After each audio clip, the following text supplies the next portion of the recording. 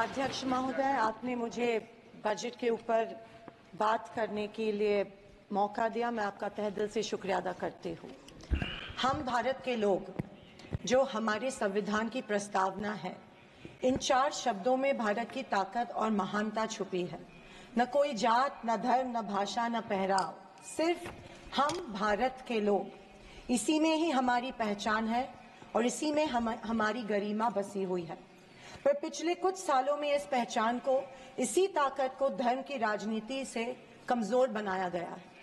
आज 2024 के बजट पर बात करने के लिए आपने मुझे मौका दिया। मैं थोड़ा आपको इतिहास में ले जाना चाहती हूँ।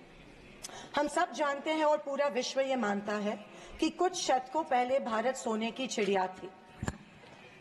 उस समय जीडीपी और इस प्रकार की चीजें नहीं थी, पर भारत इकोनॉमिकली और कल्चरली विश्व की एक महाशक्ति थी। और हम ये भी जानते हैं कि भारत में शूरवीरों की कोई कमी नहीं थी। बावजूद इसके मुट्ठी भर हमलावरों ने हमें कई बार लूटा, और न सिर्फ लूटा, हमें सैकड़ों साल गुलाम बनाए रखा। ऐसे क्यों हुआ? पहले मुगल, फिर अंग्रेज ने भारत पर राज किया। ये वो कर पाए क्योंकि सोना, चांदी, हीरे जवाहरात, पैसे की कोई कमी नहीं थी। लेकिन कमी सिर्फ एक बात की थी, और वो थी सामाजिक एकता की।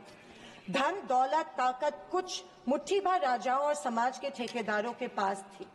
90% समाज प्रताड़ित था, और मैं ये कहूंगी कि जानबूझकर इन्हीं समाज के ठेकेदारों के द्वारा देश गरीब रखा गया था।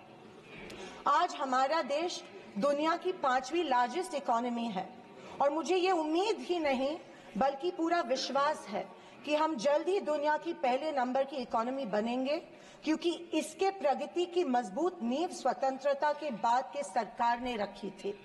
पर इसी के साथ आज हम सामाजिक तौर पर जात, पात, धर्म की शाखाओं में बिखरते जा रहे हैं, कमजोर होते जा रहे हैं। फाइनेंशियल इनइक्वालिटीज बढ़ती जा रही है। पैसा और सत्ता कुछ चंद ठेकेदारों के पास संचित हो रहा है, या मैं ये कहूंगी कि सत्ता की लालसा में ऐसा करवाया जानबूझ के जा रहा है। मेरी ये सब बातें कहने का तात्पर्य यही है कि समाज की प्रगति सिर्फ मजबूत इकोनॉमी से ही नहीं, समाज की एकता में है, और हमें इतिहास में हुई गलतियों को दोहराने से बचना चाहिए। बीजेपी पिछले 1 दशक से सत्ता में है, पर इनके मुताबिक आज भी हिंदू खतरे में है। क्या ये हकीकत है, या फिर बीजेपी हिंदुओं को इस डर में रखकर अपनी राजनीति चमका रही है?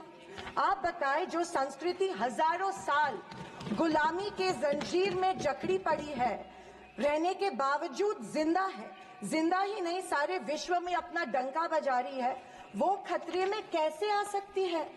पर फिर सोचने पर मुझे महसूस होता है कि बीजेपी और उनकी नीतियां की वजह से हिंदू खतरे में है। एक नदी के बहाव की तरह बहती चली आ रही हमारी हिंदू संस्कृति है। सामने आने वाले हर कट्टरता के पहाड़ों को काटते हुए, हर पत्थर के सेंध लगाते हुए वो बह रही है।